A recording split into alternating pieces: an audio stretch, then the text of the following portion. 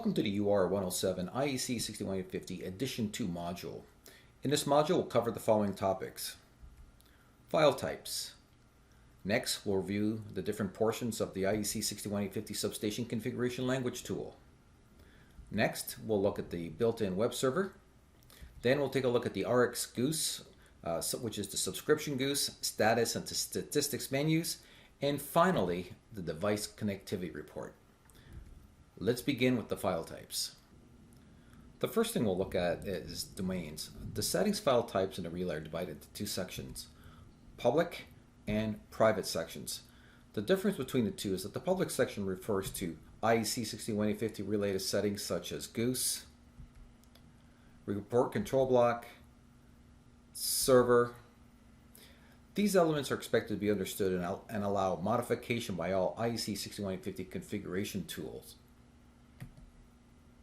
The private sections refer to everything other than IEC61850, such as protection and control, and it's not defined by the standard. Only the owner's tools are allowed to modify a private element. We'll take a look at each file type. There are three file extensions that can be stored from the UR relay: ICD, CID, and IID. We'll take a look at each one of these file types. The first one we'll look at is the ICD. This is the IED capability description file and is a substation configuration language file that describes a UR with a particular order code, data attributes, and control blocks. It contains both public and private sections. This can be read directly from a UR or retrieved through the EnerVista UR Setup program. The file contains only factory default values. All elements are included even if they are disabled. The CID file, configured IED description file, describes the settings of an IED and is intended for transmission of configuration from an IED configurator to the IED. The CID file contains both public and private domains. The CID file includes all data attributes of the target IED, control blocks, and settings, and completely reprograms the receiving device. The CID file can be part of an SCD file. When importing an SCD file, the EnerVista UR Setup application strips out the UR relay portion and creates and sends a CID file to the UR device when the IEC61850 settings are involved. It will also accept a CID file from a third-party configuration tool, provided that the CID is derived from a UR ICD file and contains the elements of the ICD file. Now, when you're loading a CID file into the relay, there are three steps. First, the CID file is transmitted to the relay. Next, a validation occurs to check for errors. And finally, the application. During the application step, the relay will temporarily go out of service. After this step is completed, the relay will go back into service. The IID, instantiated IED description file, describes a specific IED to a system configurator tool, typically more or less is configured for its role in the system. The IID file contains both public and private domains. It includes all the data attributes of the UR, such as control blocks and settings, with all the settings values as they were at the moment that the IED file was generated. A copy of it can be obtained directly from a UR device or from the EnerVista UR Setup. IED files can be read in the online window and created in the offline window. When saving the settings from both the relay, both IID and CID file types are saved. The reason this is done is because some of the configuration tools will only accept either IID or CID file types. The last file type we'll look at is the System Configuration Description SCD file type. The configurator only has access to the public domain portion. The configurator imports system specifications, templates, and all of the ICD and IID files. At this point, the configurator has description of all the inputs and all the outputs of all the IEDs in the project. Various configuration activities occur, including binding of logical nodes to substation functions. Under the direction of the configuration engineer, the configurator then determines which outputs are to connect to which inputs, and determines the Goose publish and subscription configuration and reporting required for these connections. Upon saving the system configuration, the SCD file is created. The SCD file contains a CID file for each IED. The EnerVista program can accept an SCD file and save the settings for any UR device. EnerVista UR Setup can then send the settings into the corresponding UR devices. In this section, we'll discuss the different menus associated with the Substation Configuration Language tool. Let's take a look at the IEC61850 configuration tool. But before we get started, a note. The Edition2 configuration tool can only interoperate with Edition2 devices. Edition1 supports GSSE, fixed Goose, and fixed report services, which are not supported by Edition2. So for relays with the older firmware, you will need to convert them to configurable Goose to communicate with the Edition2 devices. Alright, before we begin, I have two relays that I'm communicating with in the online window, and I've also saved the settings from the two relays as well in my offline window. The 61850 configuration tool is available both in the online window under settings, and it's the very last item under settings, or we can access it from the offline window. Once again, the very last item under this offline menu. If we double click on this, it will open up our 61850 configurator tool.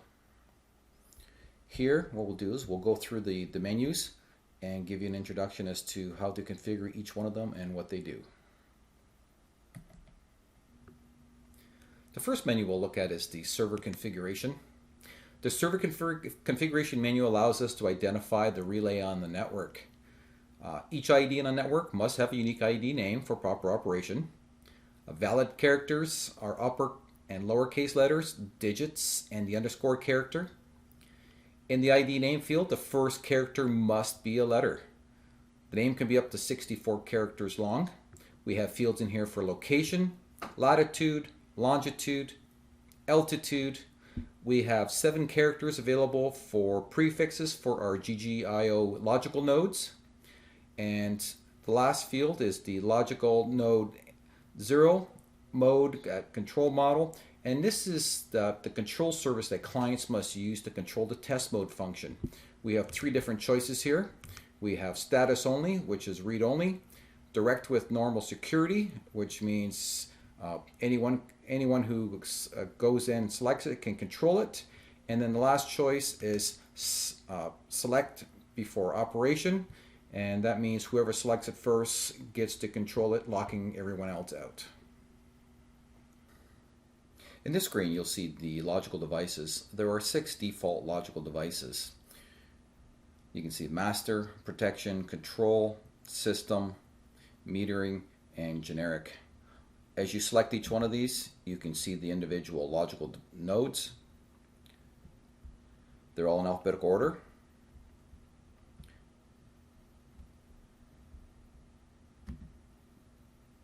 You can see that the master ones are grayed out compared to the other ones. There's protection, control, your system logical nodes, the metering, and the generic. Now, in here, we can also create additional logical nodes. If we right click here, we can insert a new one, or we can edit. So if we insert a new one, we can give it a new name. So we can call it, say, I'll just call it something simple like custom. I can give it a logical device name. Say something like, feeder A, for instance. And for configuration reference revision, I can put in something like the date.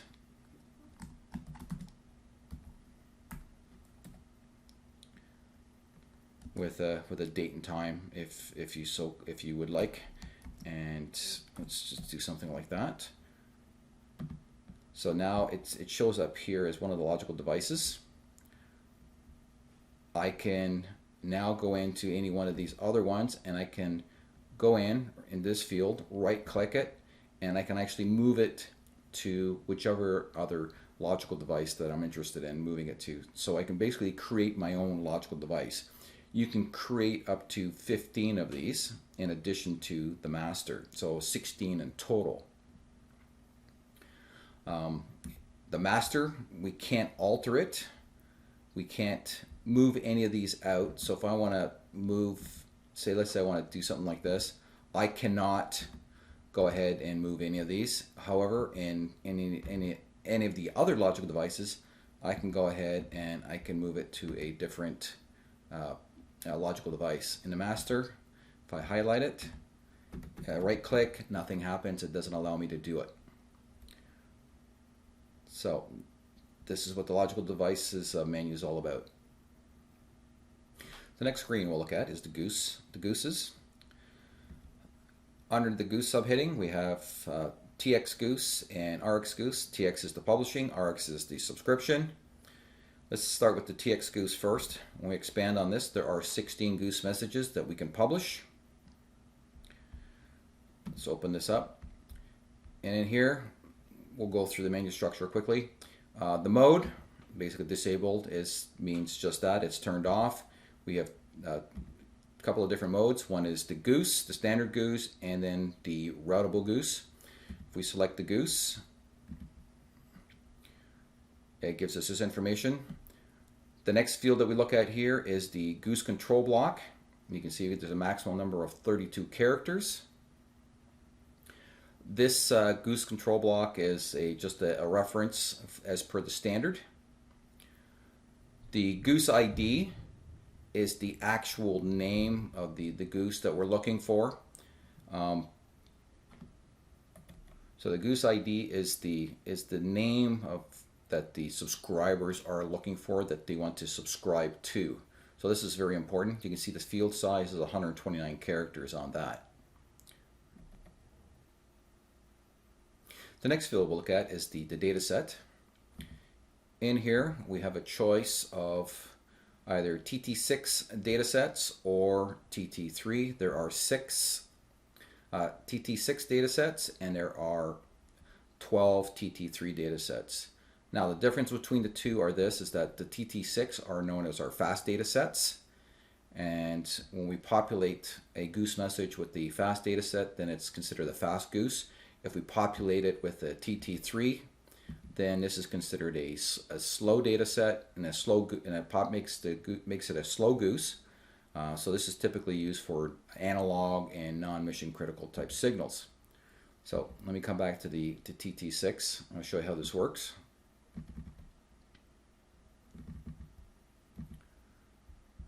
So as we come in here, you'll see the name update as well. We can also change this. So this could be, we could call it something such as a trip signal. You can see, we see the identification of the relay. We have our 6 logical devices. And from here, we can pick and choose, we can populate the data sets by dragging and dropping. So if we want to do something such as, let's say, protection, I'll just grab a copy here, go down to, say, phase IOC, for instance. Down to the status.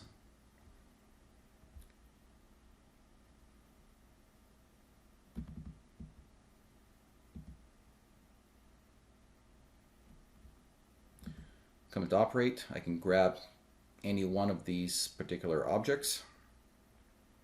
So let's say I grab general, drag it over. I can grab the quality bit, and I can also grab the timestamp. And this is how we populate the data set.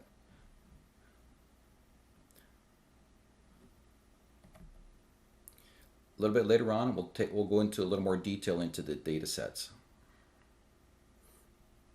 The next field we'll look at is the destination MAC. You can see here that this is the default as per the standard. This is not mandatory, this is optional. However, the standard recommends to use this. Always make sure that the first octet has a 01. If this is set as 00, then it's not multicast. So the destination MAC is used by the network to restrict the delivery message.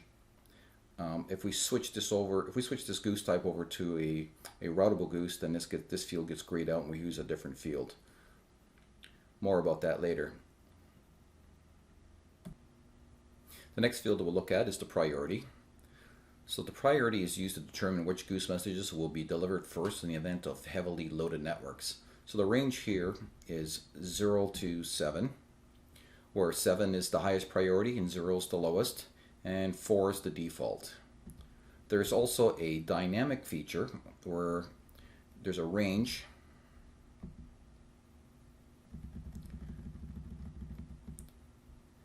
and what this represents is the dynamic feature where the first event message has the user priority value of the first digit, and the user priority is decremented in each following message until reaching the value of the second digit. So in a case like this where we have, say for instance, we select 7.5, then what happens is the first time the message is, the first time the event is acknowledged, it sends it with a priority of 7. Then on the next one, it reduces to 6, and then subsequently after that, it decrements to number 5. On a final note, the higher priority messages should be set in a range between 4 to 7. Next, we'll look at the VLAN ID. This is the virtual LAN number. So the value entered sets the VLAN value as per the IEEE 802.1Q. The VLAN tag is included in the published Goose messages. The VLAN can be used by network devices direct message to only selected devices, reducing the network burden. The range here is 0 to 4095. 0 and 1 are assigned by the IEEE 802.1Q to other functions and are not to be used for the Goose messages. So let's go ahead and we'll set this to 4. In this field, the E-type app ID, we need to fill this field because this is also entered into the Goose message, and it's used by the subscribers to discriminate it from other Goose messages. The standard range from 0 to 16,383 is typically reserved for Goose type 1 fast messages, and reserves the value range of 32,768 to 41,151 for Goose type 1A, which are trip messages. Now, some subscribers can process the messages of a type 1A range faster than messages in a type 1 range. So here the standard basically says if we have a default value of 0, then there's a lack of configuration. So the standard strongly recommends putting something in here. So since we've got a trip set up here, why don't we just set this up for 32,768, seeing how it's going to be, how we have our data set up as a trip. The configuration revision is, so this is another thing that's published into the Goose message for subscribers to discriminate. And you can see the expected configuration revision of the message. This is supposed to be updated every time you change the order, or whether you change the different types of members that are located, say in the data set. The value of 0 is reserved, so you should be incrementing this anytime you make a change within the Goose message itself. Next, we'll look at the retransmission time. Since there isn't any feedback that the data has been received by the subscriber, we try to ensure the transmission of the data by repeatedly sending the message. So the range here is 0 to 100 milliseconds. The default is 4. The idea here is that when an event occurs, it will send it 4 times with a very specific pattern. If no events occur, then the message is still sent on a time interval based on the time specified here in the update time. So if no events occur, it will still send out a Goose message at this interval. If an event occurs immediately, then it uses this interval. And now I'll show you the retransmission time. So if there's no activity, no events are being generated, the Goose message will still be sent out based on the update time setting. When an event occurs, the Goose message is sent immediately. Then again, it's resent within that time interval for the retransmission time. It's sent a 3rd time with that same time interval, and then a 4th time where the time limit has been doubled. And then after that, it goes back to its standard update time. At the time to live field, the standards requires that the subscribers assume a failure has occurred when the published Goose message is not received within the published time to live time. So the guideline for this is based on the update time times the number of continuous missed message deliveries. So as a rule of thumb, you can use the update time times 3 plus 1. So for example, if the update time is set to 10 seconds and you've missed up to 3 consecutive messages, then the setting should be 10 times 3 plus 1 second, which makes it 31 seconds. The reason for the extra second is to ensure that the arrival of the third update time transmission beats the time allowed to live timer. The next thing we'll look at is the port assignment. As a means of security, this setting specifies the Ethernet ports for transmitting the Goose message. We can pick and choose which port we're going to transmit the Goose message over. 1, 2, 3, or any combination of the 3 ports. We can also disable the port for security purposes. Now, if you're using the PRP, any form of redundancy, then you'll need to set this setting to port 2 and port 3. So in this setting, if you were to go in and look at the CID file, you would notice that there wouldn't be any port 3 configuration. The port 3 would have all the same elements as port 2, same MAC address, the IP address, and the masking. The next thing we'll look at is our group of routable Goose settings here. To enable these, we'll change the setting of the mode from Goose to routable Goose. And you can see that here now the destination MAC is grayed out. It's all gone to zeros. And the first thing we'll look at here is the IP class. So this setting selects the IP v4 differentiated service code point. It's formerly known as the type of service, or TOS. This value provides the priority routing when supporting in the routers. The default value is for expedited forwarding, which is the value 46. There's no need to change this. The DST IP, this setting specifies the destination IP address for the routable Goose. And the only thing we have to be aware of is that the IP address needs to be a valid multicast or unicast IP address. Now, one last thing before we complete this is, as I hover over each one of these fields, you can see the logical device and the logical nodes that each one of these fields are associated with. So here's the Goose ID. You can see it's got the logical node of master, logical node 0, and then of course the Goose name. So anyways, this concludes this section. Next we'll go into the RX Goose. Before we leave the screen, I decided to come back and create a second Goose with some analog values. So I've gone ahead and named the Goose ID metered values. I left the control block name the same. I've entered in a new name for the TT3 data set. I called it volts_current. And now I'm just going to go ahead and I'm going to come down to metering, and I'm going to select the MMXU. It's right here. AC source MMXU1. I'm going to go down to the MX, which is the metering, and I'm just going to post in a voltage and a current. So we have the instantaneous, or the other setting here that requires a deadband. So let's go with the deadband one. We have a magnitude and an angle. Let's go with the magnitude. We'll grab the floating point. We'll drag it over. So there we have it. Meter, AC source, MMXU1, MX, volts, phase A, and this is the magnitude. And then I'll do the same thing with current as well, and then we'll save everything.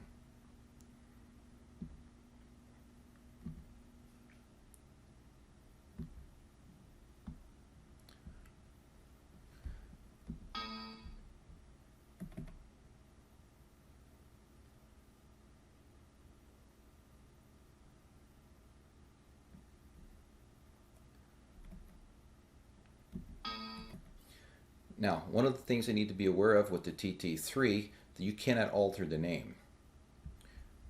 You'll get this kind of an error message if you try and change the name. So you come back, we'll have to leave the TT3 prefix in here at the beginning, or else it won't acknowledge it. Now we can go ahead and save this. Now to do the subscription side, I'm going to go back and I'm going to open up the second file that I have in the offline window. So we can have them both open at the same time, and we can reference between the publishing side and the subscription side. Now, the reason that there's a triangle here after I've saved it is we need to update the file itself. So what we'll do is I'll right click on this, and there's something here that says update the SCL file. We'll select this, it'll go through and it's going to update the configuration in the files, in the CID file and the ID file. The error has gone away, and we've got the second one open, so let's continue on.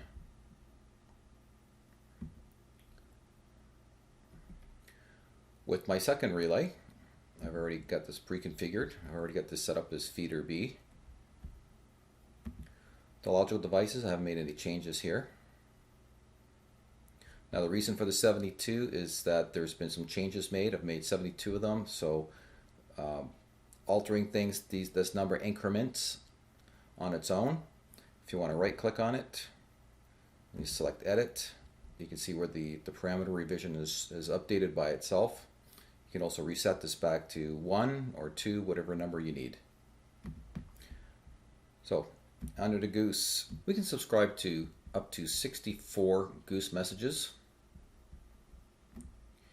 Each one of these Goose messages consists of several fields here. The mode of the published Goose that we're expecting, the Goose ID, the destination MAC, the E-type app ID, the Goose control block, the data set that was being used, the configuration revision, and so forth, so on. And then this would be then you would also populate this with the different types of words that were being populated, each member of the Goose message being published. Now, the way we're going to do this is we're actually going to not do it manually. We're going to go in and we're going to use the different screens that we have here. So if we're going to subscribe to a Goose message, we would go immediately into the RX Goose Boolean Inputs. And the first thing we would do is we would go to add an IED. Here we have a choice of different file types: IID, ICD, CID, and SCD files. And in this case, I have one here available for me. I'll use the CID file. Remember, the CID is our configured file. The ICD is the one that has no settings in it.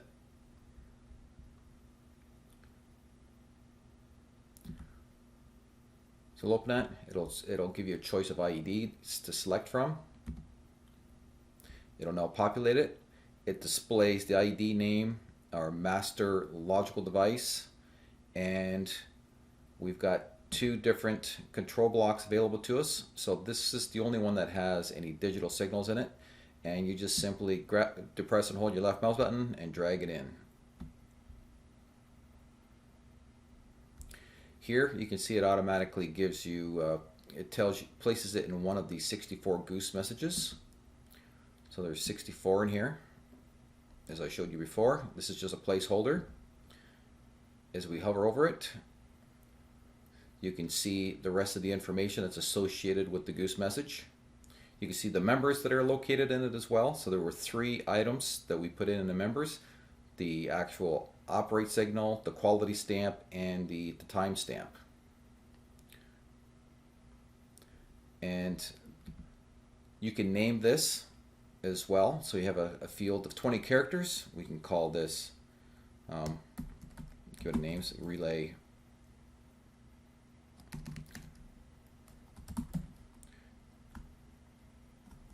relay 1.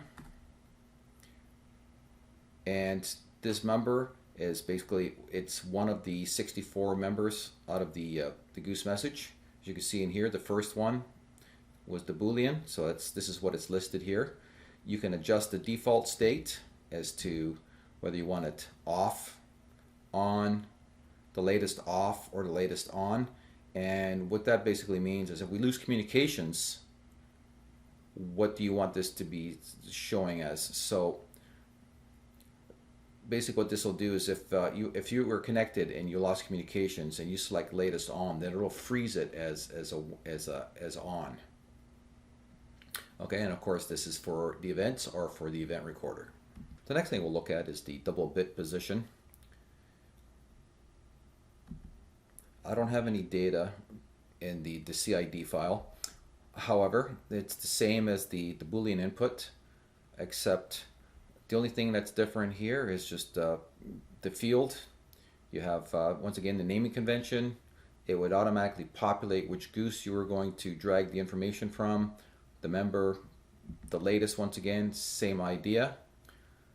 Now, the only thing that here is different is we have 5 states as opposed to 4 if we have communication. So the reason for this default state is if when we're starting up the device, the UR, or we've lost communications, then what do you want it to be? So one of the changes are immediate state, which is when the UR is starting and not yet received the message. We can go off, there's on. The bad state, this is undesirable. The latest, this is the lost connectivity with the publisher. And of course, we have the events here. The next thing we'll look at is the analog values. And you can see that we have an expansion point here.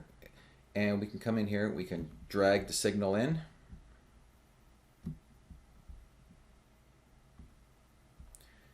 And basically this is showing, the member number is showing where these signals are within the Goose message. If you hover over the Goose, the remote input, you can see that what the details are within that Goose. You can see the control block, the data set names, and how it's structured with the members.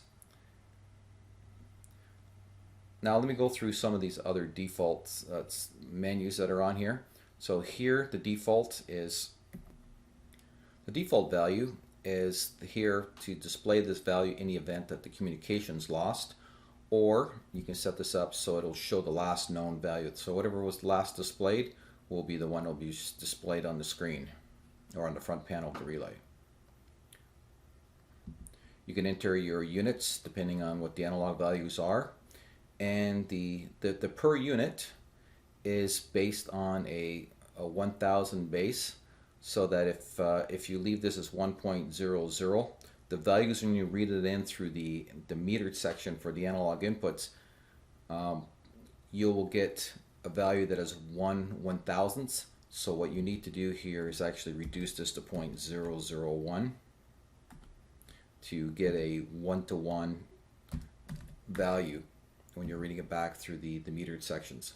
So now let's go back into the RX messages menu, and we'll go into the first two. The first one will be our digital signals, and this is what it looks like when it's fully populated after you did the mapping and the others in the previous screen.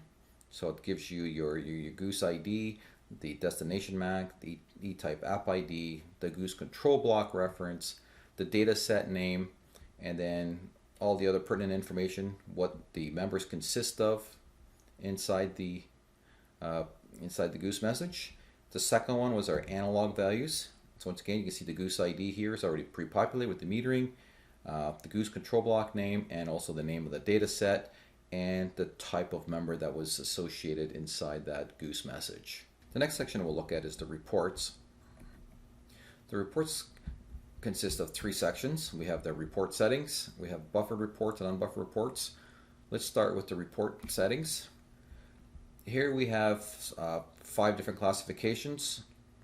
The first one is for the report ID, optional fields, buffer time, trigger options, and integrity report. We'll talk more about each one of these a little bit later on, but the parameter here is that we have a choice here between DYN and CONF, and the difference between the two or not is who can change the settings inside the reports. So If we have it set to DYN, this means dynamic, which means the specific parameter can be modified by the MMS client and also through a CID file. If we set it up for CONF, which means configurable, it means that the specific parameter cannot be modified by the MMS client, but only through the CID file.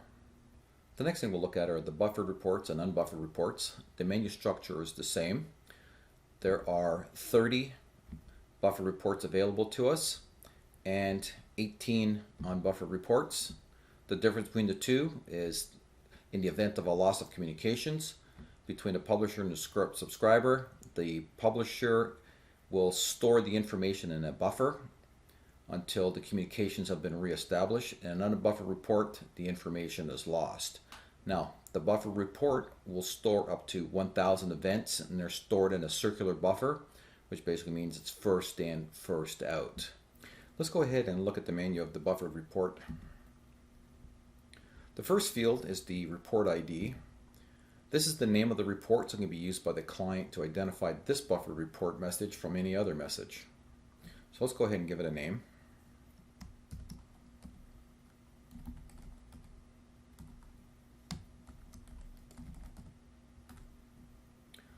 The next field is the report control block name.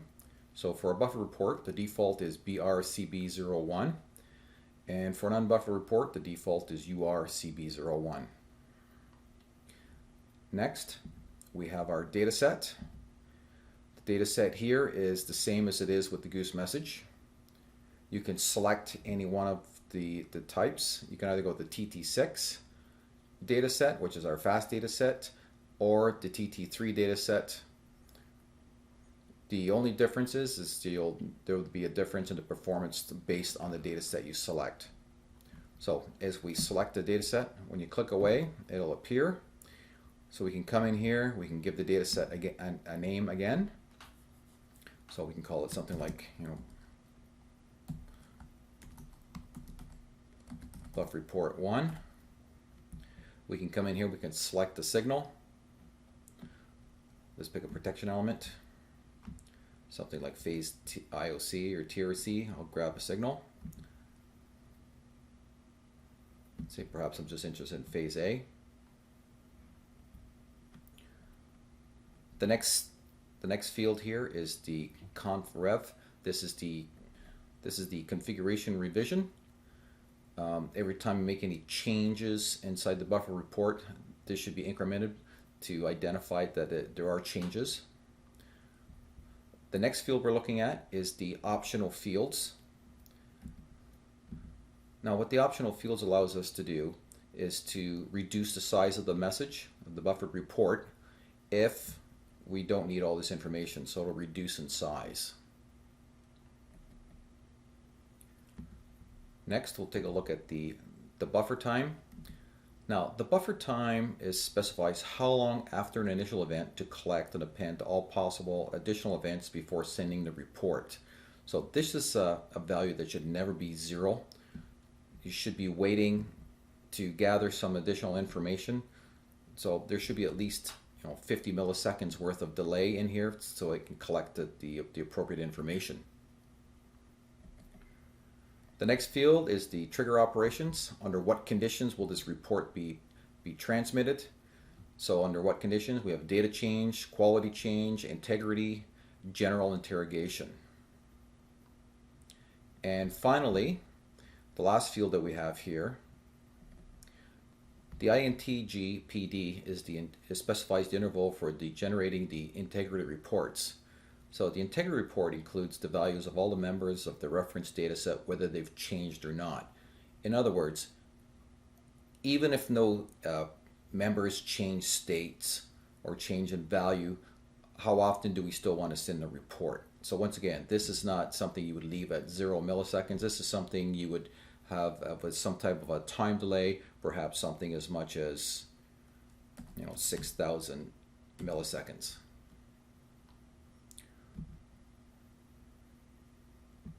And that completes the buffered report section. The unbuffered looks exactly the same. Let me open it.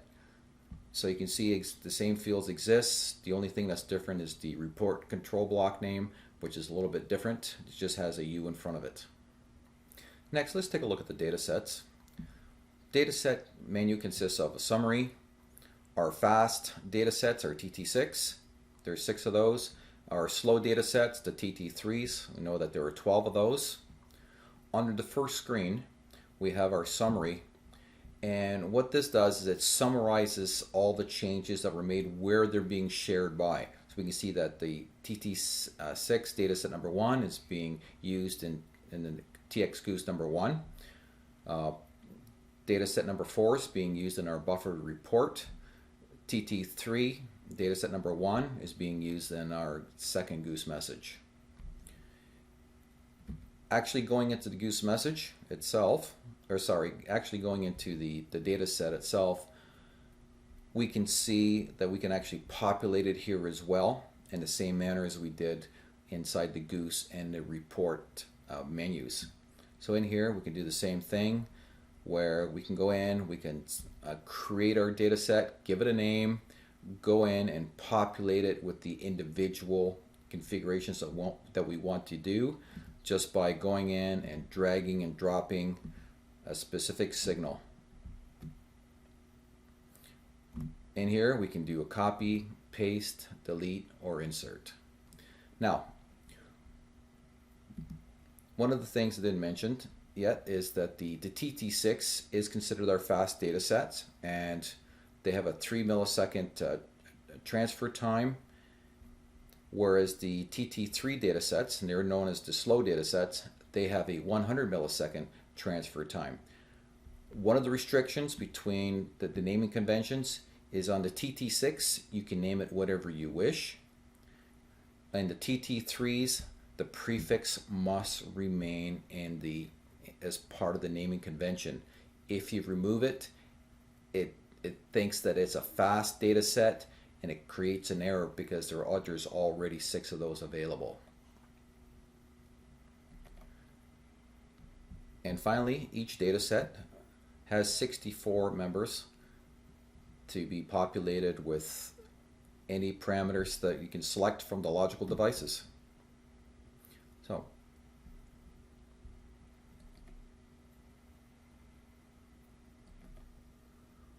an additional note, if you're trying to find the location of a specific logical node, one of the things that you can do is you can right click on the keyboard, select find, and type in the name of, or what you think the name of the logical node is, select find, and it'll help you find it. So this concludes the section on the data sets.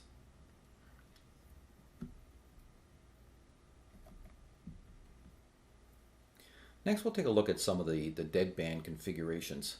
Let's jump to the system setup screen, and we'll take a look at signal sources. These deadbands are used for the analog values for the sources. So we have source 1 refers to MMXU1, source 2 in the relay is MMXU2, source 3 and source 4 are MMXU3 and 4. So to trigger in an analog event, and it's a non-instantaneous value, we have to set up the deadband. So for every analog parameter we have here, you can see there's the different deadbands for the different metered values. One of the things that you have to keep in mind here, that anytime if it's set to 0.00, no action will occur, and it suppresses the publication of the analog value. So this is expressed as a percentage between the maximum and minimum ranges for the devices. So for example, for the phase current, it's 46 times the phase CT primary. For phase and phase-to-phase voltage, it's 275 times the VT ratio setting. So the smallest setting that you can place in here is 0.001. And once again, if you leave it at 0.00%, then this suppresses any transmission triggering. Next, let's look at the GGIO menu. There are 4 different GGIOs available to us. GGIO 1, this is available for any digital signal in a relay. There are 128 attributes that we can program into the GGIO 1. So we can come in here, we can place any signal that's available to us. It'll be fully operational. This is located, all the GGIOs are located under the master logical device. The next one we'll look at is GGIO2. GGIO2 are the virtual inputs that are controllable operands that can be controlled via the IEC61850 commands. There are 64 of them. And we have different levels of security built into them.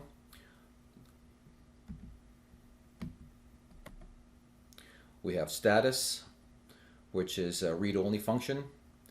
Direct with normal security basically means it controls several clients could have access at the same time. This creates a conflict.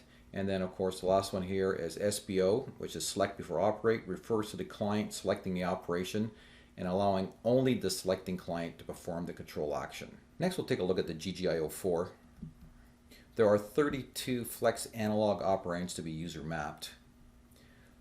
The GGIO4 allows those flex analog operands that have not yet been factory assigned to a data attribute to be user assigned and have their values included in the IEC61850 communications. So when you click on one, you can come in here, you can click on the pull down, select any analog value,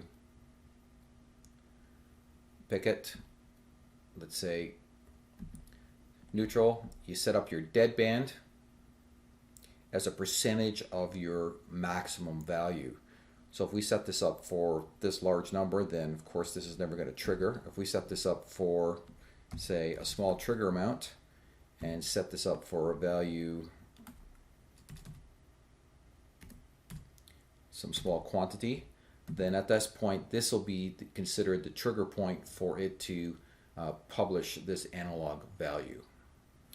In this section we'll discuss a feature known as the web server. The UR relay has an embedded web server and can display pages in any web browser. Here, as I put in the IP address of the relay, you can see the different options that are available for us. The one that we're interested in this presentation is the IEC61850 information menu.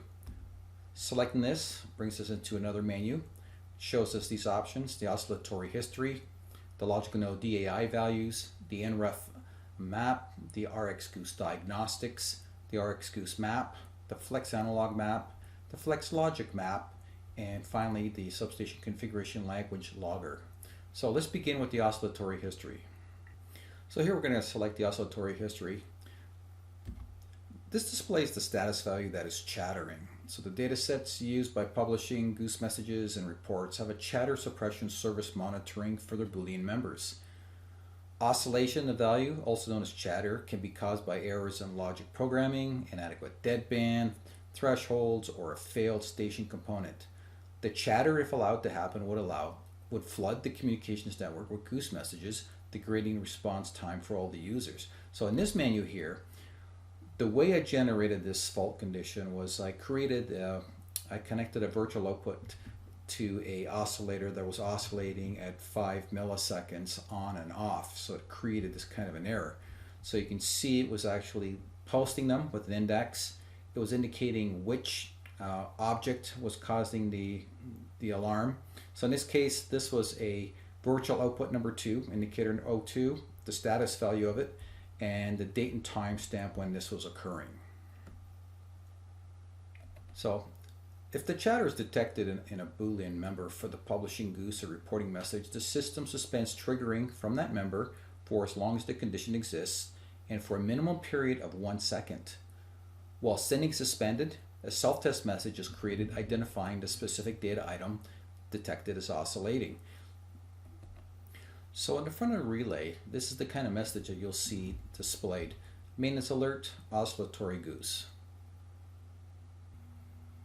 The next thing we'll look at is the logical node DAI values. DAI is an acronym for Data Attribute Instance. So if I select this, This shows us the mapping relationship between the logical nodes and the user applications. So if I scroll down here on the list, you can see the objects that are associated with the different types of configurations. If I go further down,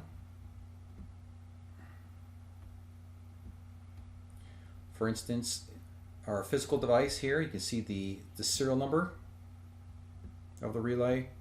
We can see the model number. We can see the physical name of the relay, the way it's programmed inside the relay.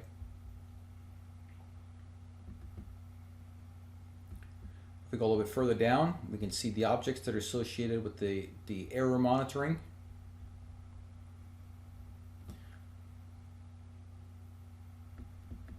A little bit further down, we have our LGOS logical node, which is our subscription Goose information. So we can see information in here such as the physical device, the logical device, the logical node, the Goose control block. We can see the MAC address, destination MAC address within that Goose message. We go a little bit further down, we can see the app ID as a decimal. We can see the data set reference, which is trip, and then of course the Goose ID. We can also go down to the second one.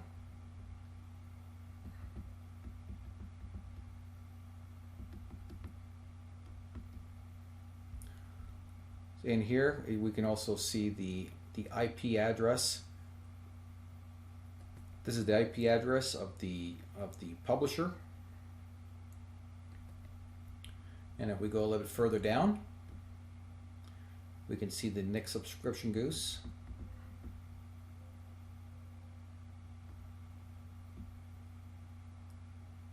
Now there's 64 members, so I'm just going down to the second one. And here we are in LGO2. This is our second subscription Goose. Once again, E-type app ID. Here we can see what the data set has been named as. This is the Goose ID, and all the other pieces of information. So there's everything about the relay that you want to see. So all the LGOS will be the subscription Goose. Of course, there are 64 members, so it's a long list. Let me jump down a little bit further.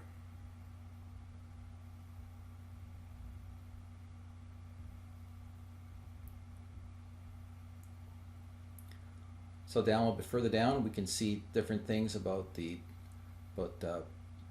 breaker protection, breaker failure. We can see the distance protection, the way the objects are associated with the different operands. Trip bus. So you kind of get the idea that there's what the relationship is here. So we go down further down the list, and we can see things such as the LED operands,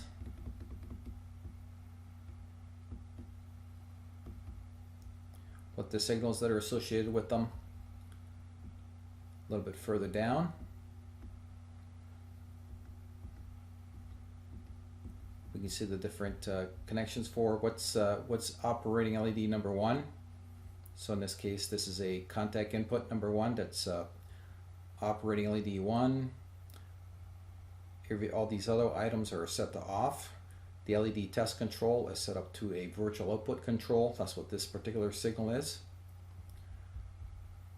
So this is our relationship with on this table. Just going a little bit further down.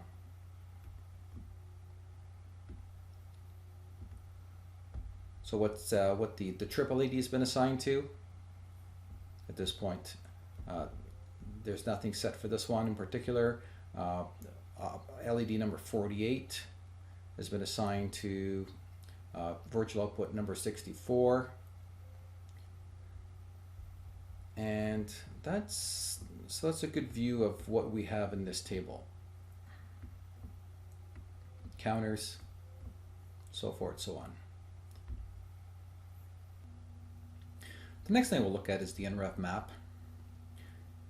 Here again we can see the mapping. In here we can actually see what the individual settings are configured to. So in this example here, this is group 2 is being activated by contact input 1. Group 3 is being activated by contact input number 2. If I go a little bit further down,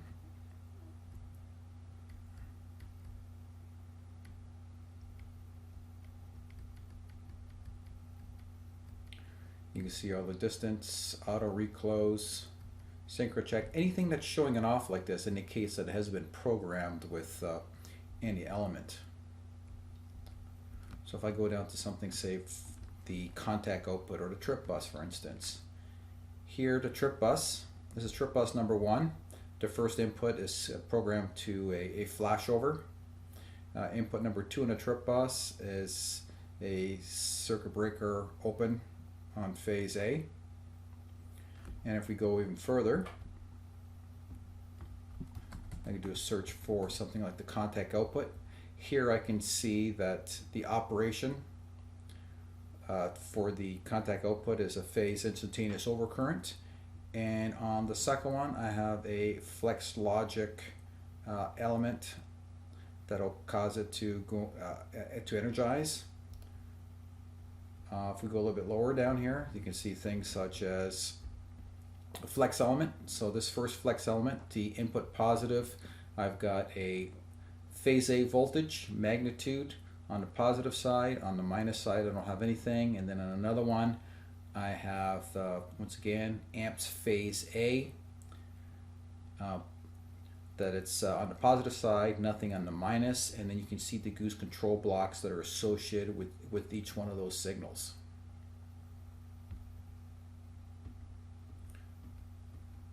Let's go a little bit further down. You can see the latching configurations. Here we have the LEDs, what the LEDs are assigned for things such as what's going to energize, what's going to start the LED test, what LED number 1 is assigned to. Once again, this is a flex element number 1 coming across. LED number 2 is being energized by a contact input to number 1. The next thing we'll look at is the RX Goose, or Subscription Goose Diagnostics. This screen allows us to view the Goose messages that are being subscribed to with the appropriate reason codes. So here on the top we can see the different reason codes, and as we go down we can look at our subscription gooses. So I have 2 subscription gooses. These are 2 gooses that I'm subscribing to. In this case, the first one we have the Goose control block reference, the destination MAC, the Ethernet app ID. We've got the data set that's involved. So these are my analog values. The Goose ID name, which is in this case metered values. I can see the state number, the sequence number, time to live parameters, and the reason for that's associated with this particular Goose message. In this case, this is 0400. 400 represents a sequence number changing. If I go down a little bit further, my digital signal, which had a destination MAC of this, and once again the app ID being 8000, the data set being a trip, being set to trip, the Goose ID was TX Goose 1, and once again the reason code being 0400. Now let's go ahead and let's change something. So what I'm going to do is I'm going to put the relay into test mode, and we'll go back and look at this again.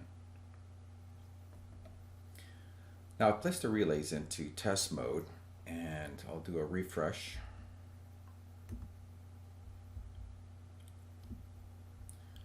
So what should happen here is we have now code 021, which represents test mode and a state number change. And on the other one, I've got state 420 is the message, indicating that the sequence number had changed and we're in test mode. So So we take this one step further. I'll create a Goose control block mismatch. So now what I've done is I've brought up my publishing Goose information here. So it's to show you the correlation between what we're seeing here in the RX Goose information. So this is from the subscriber side. This is what we're publishing. This is from the publisher. We can see the publisher is pushing out a data set name with trip. This is the association here with trip.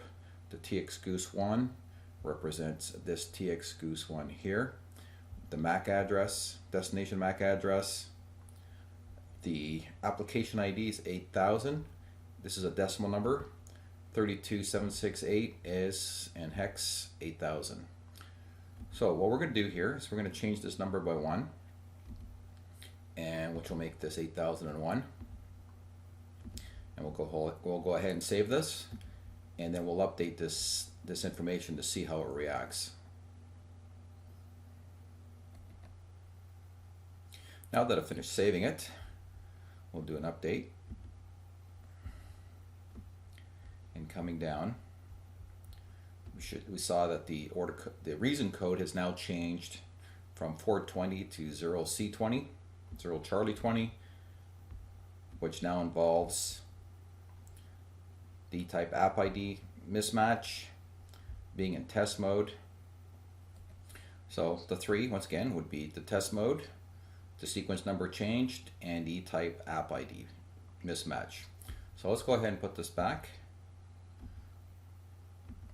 to its original configuration, and then we can continue on. The next thing we'll look at is the RX Goose mapping.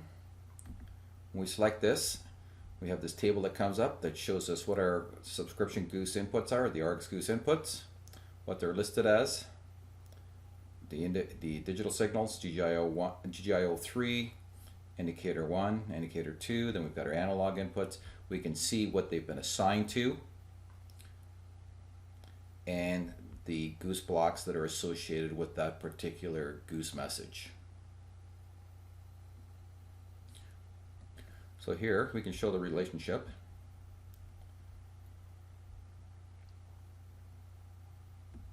So here we have in Goose 1, we have our instantaneous overcurrent general,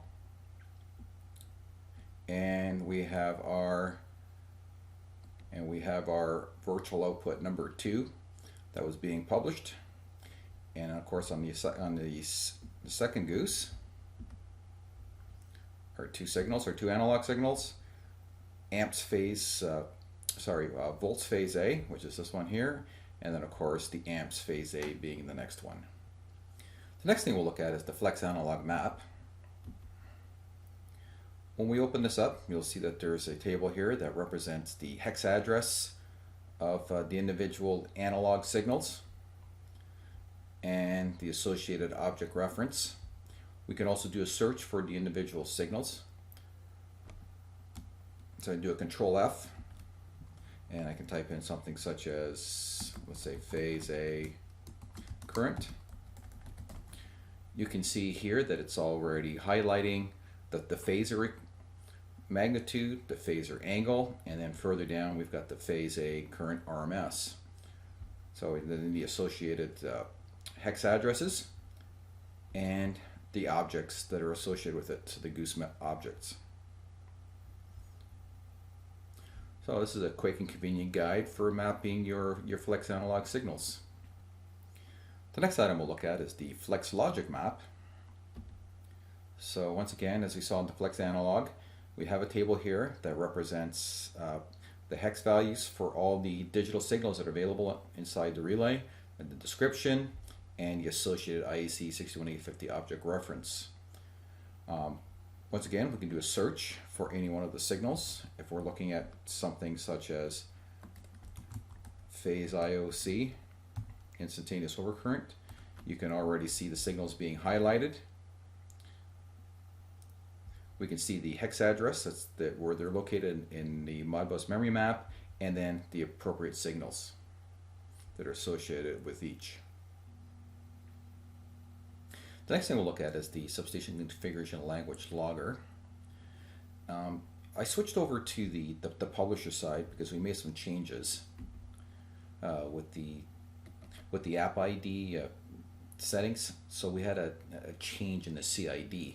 So here in this screen we have two different menus available to us. One that shows logs for the last CID only, or show all logs. If I select the last CID, then it just shows the changes that occurred in the current CID that we're working with. We have a date and time stamp and the information that's associated with the log. Now if I go back and say show all logs, then this will show all the information, all the transactions and changes that occurred prior to my changing of the app ID setting. So it shows a little more history on the same device.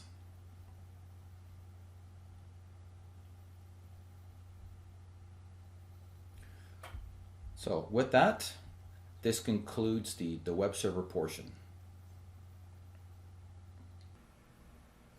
In this section, we'll look at the menus associated with the status and statistics for the RX Goose, otherwise known as the subscription Goose. So the first menu we'll look at is the RX Goose status. This is located under actual values, status, and it's this one right here, RX status. We double click on this.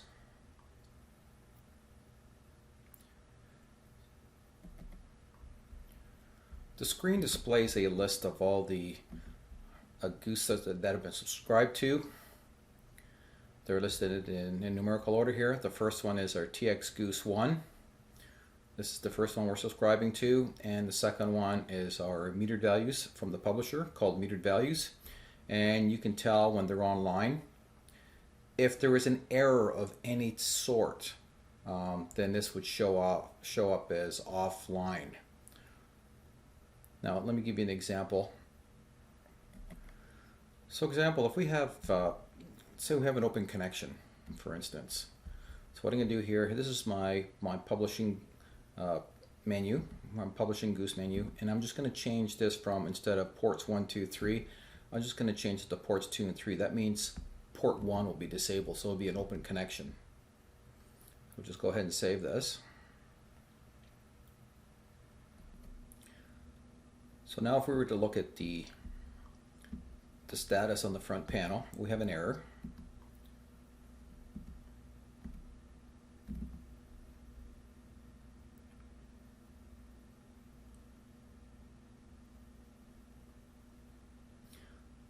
It basically looks like this.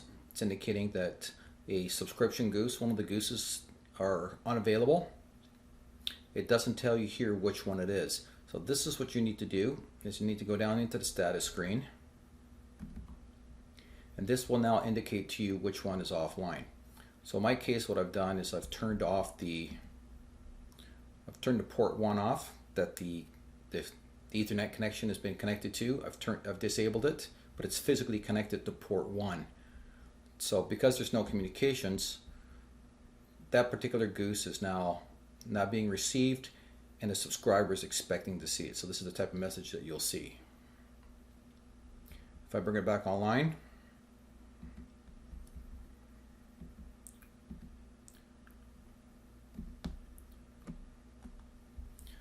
then the message will clear.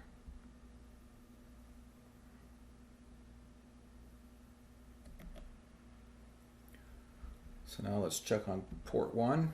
Now the error has been removed because there's communications. So there's a couple of key things that you need to be aware of. First of all, you have to make sure that the Goose ID that you're subscribing to matches the name that's being published. The Goose control block has to match. You also have to make sure that the E-type app ID is the same.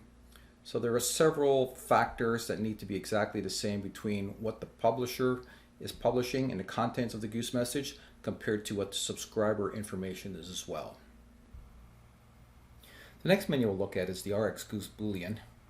This is available under the actual values, status, RX Goose Boolean. When we open this, we can see our signals here. These are, in the previous versions, they were known as the remote inputs. Now they're called Boolean inputs, and once again, if we scroll down, there are 256 to select from. This is the name that we've assigned to this particular input. Right now the status is off. If I create the signal, it will change states. What is this signal?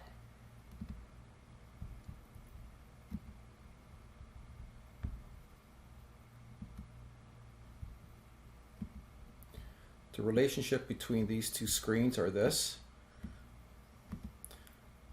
So the RX Boolean is the same as that we programmed here in the subscription Goose, the Boolean input. This particular name here, this relay_1, is this particular name here in the RX Boolean screen that we're reading back in the actual value screen. So if I move this over, you can see the actual screen name. And this is the RX Goose one. And then what's the signal name? We can see it's the phase instantaneous overcurrent signal. So as I create an overcurrent condition, this signal now becomes active. If I reduce the current, then it is disabled. If we're subscribing to, if we have mapped several other signals in here, then the naming that was placed here would also be placed here as well. We would be able to monitor the status of all these different remote inputs. The next menu we'll look at is the RX Goose analog input. This is located under actual values, metering.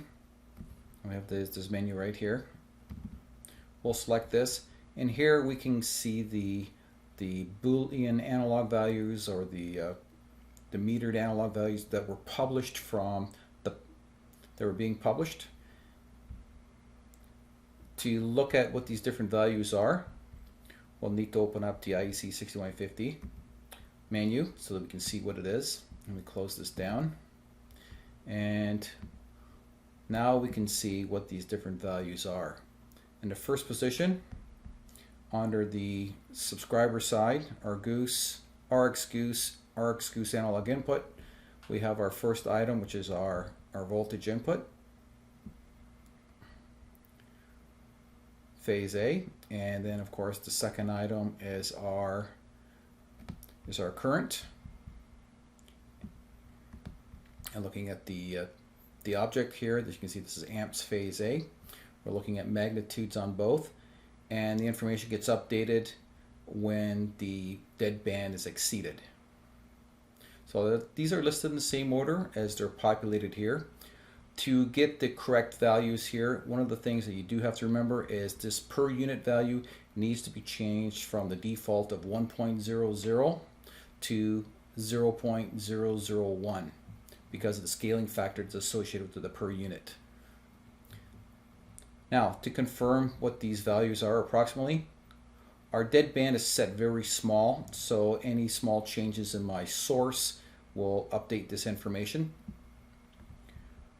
So these are the metered values from my publisher.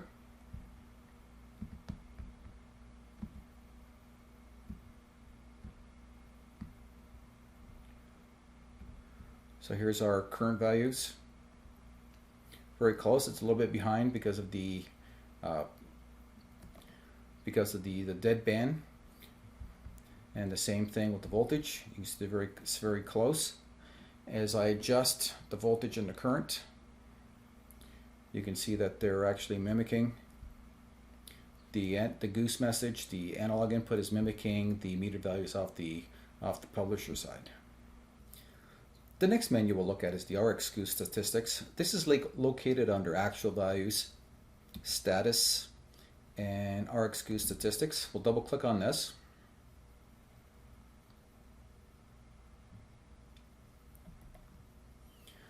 Now that the screen is opened up, we can see that we have a list of the RX Gooses here in this table. We have their names, and we have two columns here. One is known as STNum. This is known as the state number.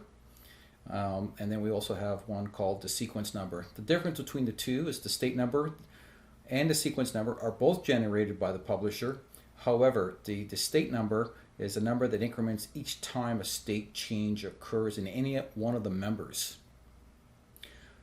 The sequence number, however, is reset to 0 each time the state of any one of the members is sent with a new value, or gets updated when no changes have occurred.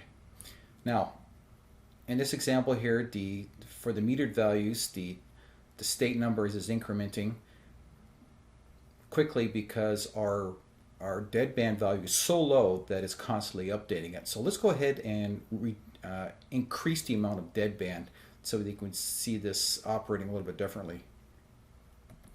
So on the publisher side, we're going to need to open up the menu, and we'll go down to the IEC61850 menu, and we're going to go into the deadband portion for the sources so that we can increase it so it's not as sensitive.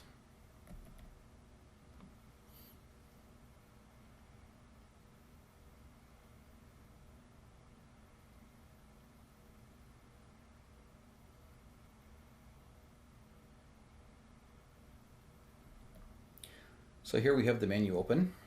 So this is located under System Setup, under Signal Sources, and under Source 1, Deadbands.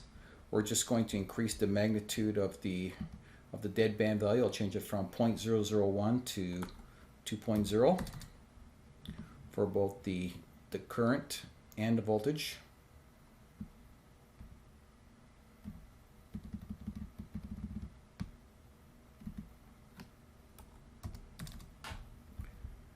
And then we'll just go ahead and save this in a relay, and then we'll come back to the status screen.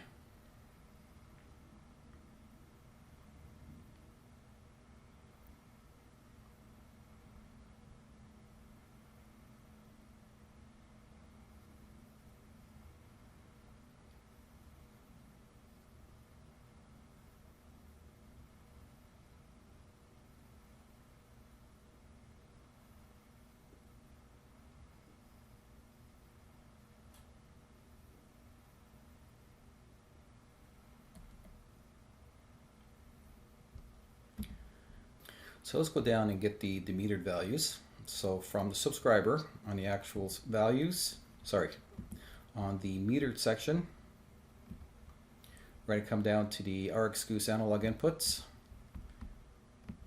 and we'll be able to monitor this a little bit more closely as I'm making the adjustments in the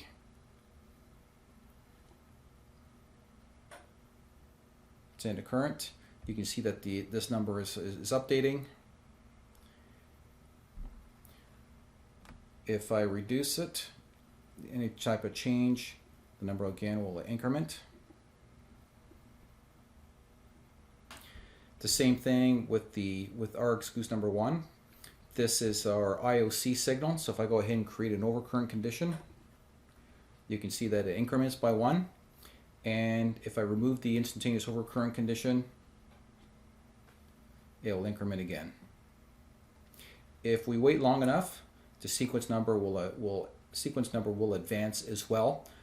As long as we don't update the status, it will automatically update on its own after we exceed the update time that's been assigned to the Goose message.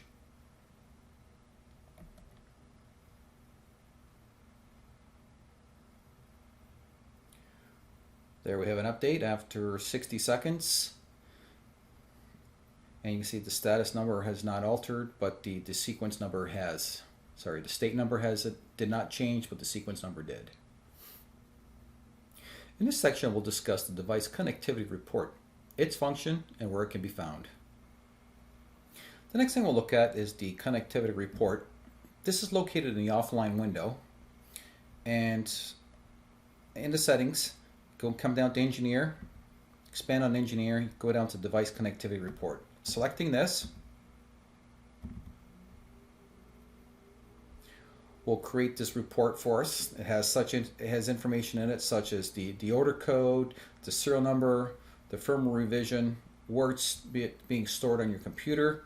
If you scroll down a little bit further, you'll see that there's communication information here based on your ports and your IP address and what they're assigned to, what type of services or protocols. Scrolling down a little bit further, you'll see information based on the CID and IID files. So things such as device connectivity, which Goose messages are we subscribing to, which ones are we publishing, and what data sets they're assigned to. As far as subscription, these are the Gooses that we're subscribing to, the Goose control block references that are assigned to it, and also the data sets. Further down the list, we can see that which Boolean inputs are in which Goose message. So this is our first one that had our phase instantaneous overcurrent, and our second one with our analog values and what those parameters were. Further down, just a little more detail on some of the other types of connectivity, DMP, direct I/O. So just a little more information about what are in the settings. So I'll just bring this back up to the top, and to finalize things, we can save this and export this to a PDF by selecting the Save button here, and this will allow us to save the connectivity report as a PDF. We've reached the end of this e-learning module. Let's do a recap of the things that we covered. There are 4 file types. The CID file contains only factory default settings. The CID and IID files contained all the program settings for both protection, control, and Goose. They contain both public and private domain information. The SCD file is a system configuration description file. It contains all the 61850 mapping, and it's derived from the substation configuration language tool. When we write a CID file to the relay, it momentarily goes out of service. The Goose ID is the name of the Goose message that subscribers are referencing. The datasets are used in both Goose and report messaging. The TT6 and TT3 dataset types determine performance. The TT6 is known as our fast dataset, and our TT3 dataset is known as the slow dataset.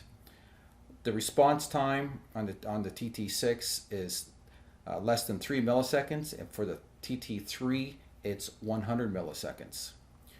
When we're naming the datasets, the TT6 dataset can have any naming convention that you want as long as you follow the 61850 standard guidelines. Uppercase, lowercase, and underscore characters can be used. For the TT3 dataset name, you have to include the TT3 as a prefix in the naming. For the transmission Goose, we make sure that you change the VLAN ID and E-type app ID from its default. The defaults are 0. So if you don't change those, then it shows there's a lack of configuration. In the destination MAC, make sure that the first octet is not 00. It should be a 01. The port assignment. The port assignment allows you to disable the ports. You have a choice of either selecting individual ports 1, 2, or 3, or any combination thereof.